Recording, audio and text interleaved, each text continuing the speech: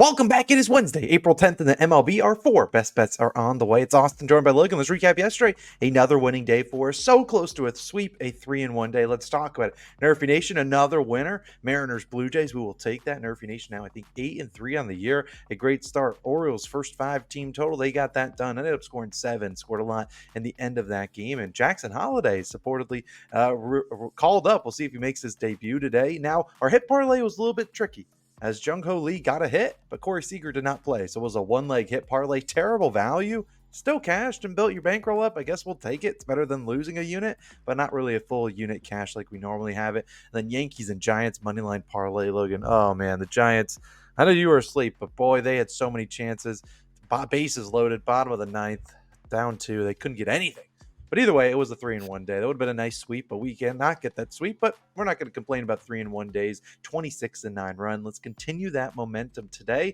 And look, we're going to go right back to the well. We're going back to the hit parlay. Our first pick of the day is the odds checker hit parlay. I always put these question marks and I feel bad doing it, but look, it's on odds checker. It'll be posted later on in the day. We've been really good on them this season. Hopefully these two players do play today. It'll be on at odds checker. Top link in the pinned comment, top link in the description, and I'll also link it at the end of the video. Tweet it out. If you're missing out on the hit parlays, that's on you, because I send it almost every single direction that I possibly can. So definitely check that out. But Logan's going to a total today. I'm going to let him lead things off. Logan, where are you going?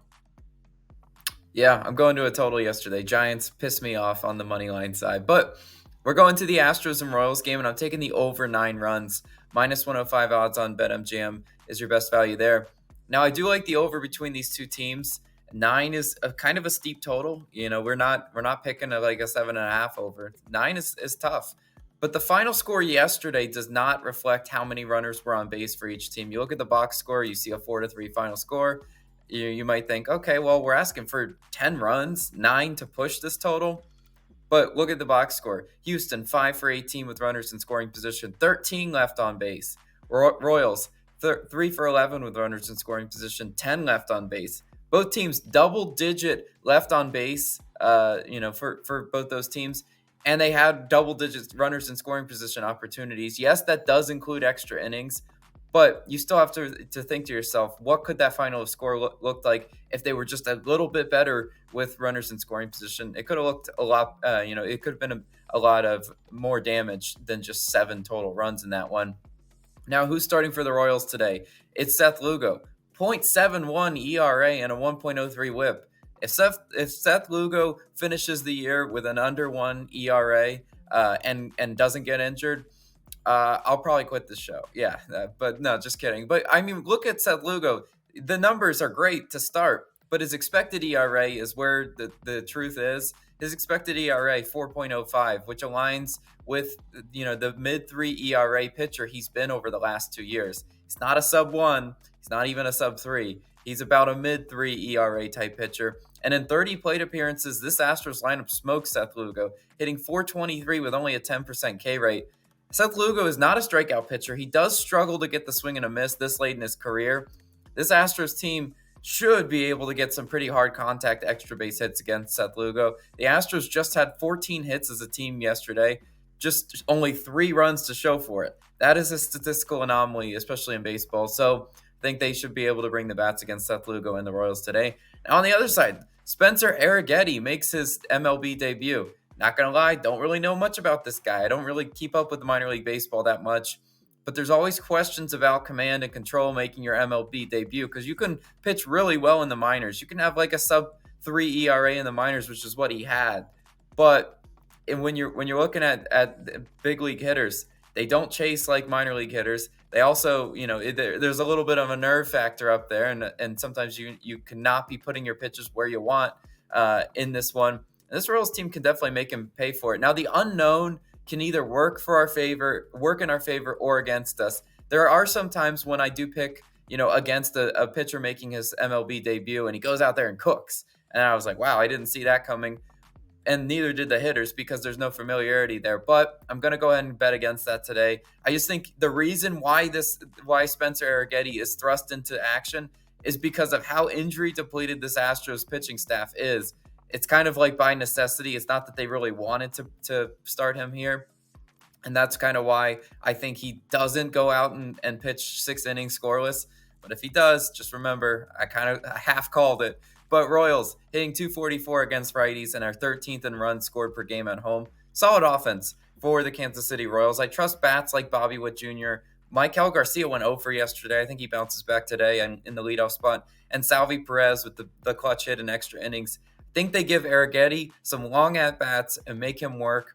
I think they get some hits and runs up on him for sure. And then in the bullpens, Kansas City 16th in bullpen ERA, Houston 22nd in bullpen ERA. We should be able to find a few runs there as well for each of those teams. I see the path to getting over this 9 total, and that's why it's going to go ahead and be my best bet of the day. But Austin, you're messing with totals today. Where are you going? Yeah, I'm going back to where I was yesterday with my favorite pick of the day. I was in Fenway Park. Today I got a little bit of a different play, so I'm going to definitely talk about it. And if you are a little bit confused, I'll try to answer as many questions as I can going through the analysis, because I'm going to Orioles Red Sox and taking both teams to score 4 or more runs, 4+ runs, plus 165 on Bet365. Now, if you're like, Austin, I do not have this on my book, I can't figure out anything. I like the full game over, but that was at 9, and like Logan said, sometimes a 9 can be a little bit of a steep line. I think if they're going to hit the over at 9, which I like, you're probably going to need at least each team to score 3 runs, which is about minus 130.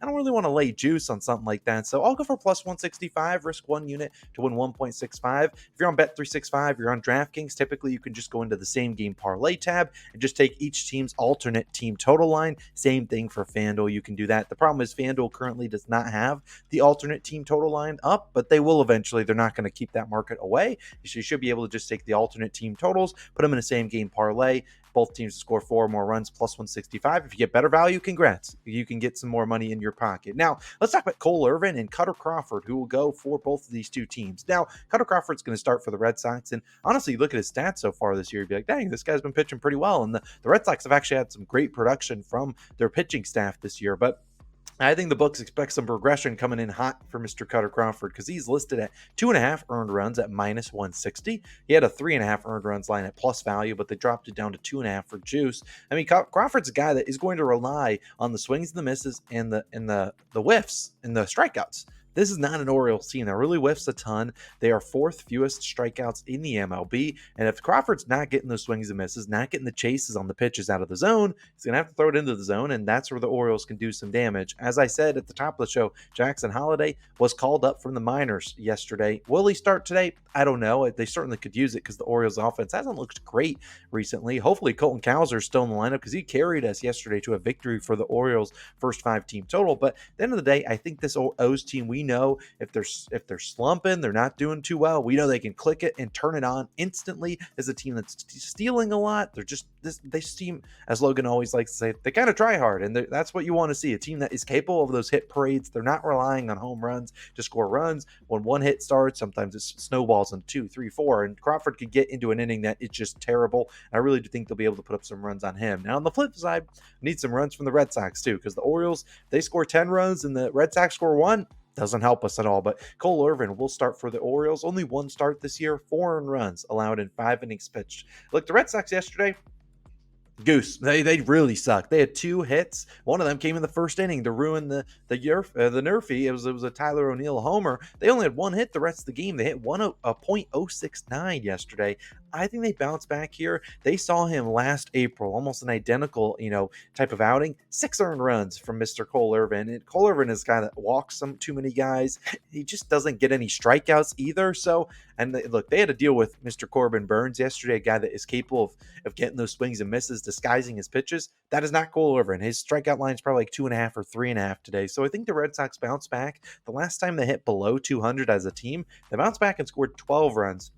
I only need 4 today out of them, but like yesterday they had some hard hit balls that just did not get down. I think they'll be able to put up some runs on Cole Irvin, maybe 2 or 3. I think they'll be able to get some damage up on that O's bullpen, which hasn't been as great as last year, but they obviously are still a good bullpen. The Red Sox bullpen has been really good this year, but with an over-under at 9, I think that's pretty indicative of, hey, we think some runs are coming, and I think both these teams are contributing to the total. So I'll take both teams to score 4+ runs, plus 165. I love the value that we're getting here. Obviously, if you want to be a little bit more conservative and take them each to 3+ runs. It's like minus 130 on a bunch of different books. You can take that, obviously more conservative there, but I really think we see both these teams put up at least 4 runs each. I love the value at plus 165 too. You don't get better than that. So I love it. Both teams, I need 4 runs out of you. But Logan, I reckon you probably know what time it is because it is Nerfy Nation time, and the flags need to be out, and the rock music needs to be going. And it's Nerfy Nation time. We have had a great start to the year. Wave the flags in chat.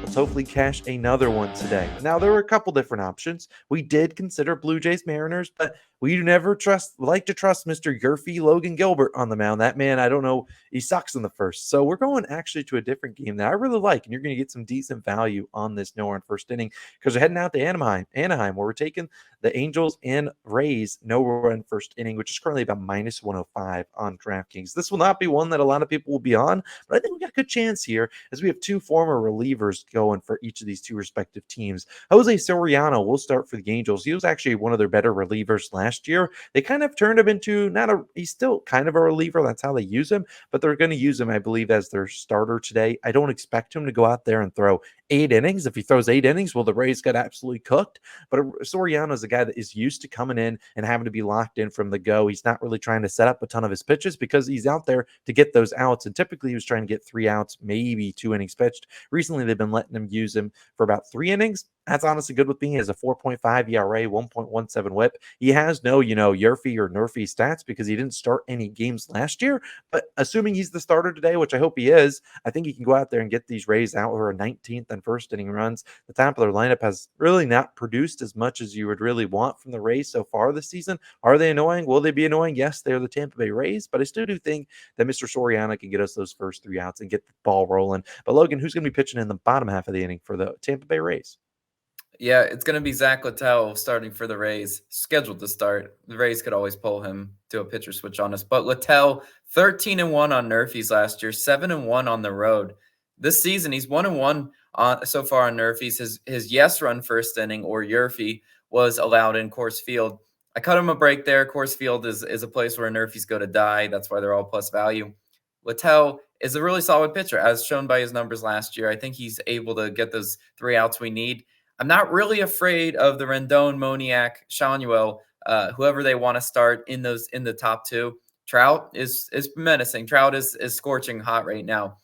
But if they want to pitch around Trout, I almost think that's going to be something they discuss because it's like, the Trout solo homers don't really kill you. It's if there are people around him. And I think they might actually go ahead and pitch around Trout. But we'll see. I mean, if Trout hits the solo home run, then it was a bad call on our part. I just think after he did homer yesterday, they're a little bit careful with him. Now, if Luis Rengifo is in the leadoff spot, you should probably fade this. Why do I say that?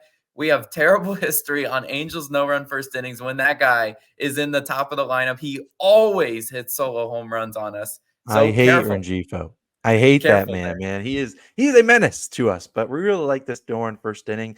We think it's a sneaky one that I think could be pretty sweat free. These are 2 offenses that when they're not clicking, it's pretty sweat free. It's like, oh, what the heck? I just turned on the game, and there's already in the second inning. That's what I think this one's capable of. Obviously, both these 2 guys, we'll see exactly how they get it done. But Soriano and Littell, we need some 6 quick outs, and I think they can get it done. Let's wave the flags one more time. Those are our 4 favorite picks of the day. Reminder, our 4th pick was that hit parlay. If you want to go check it out, it'll be on Odds Checker, top link and pinned comment description, and I'll put the link right over on the screen for you guys to click it if you want to. Go check it out. Try to move to 7-1 on those. But it's Austin Logan. We're signing out. We'll see you guys in the next one. Peace.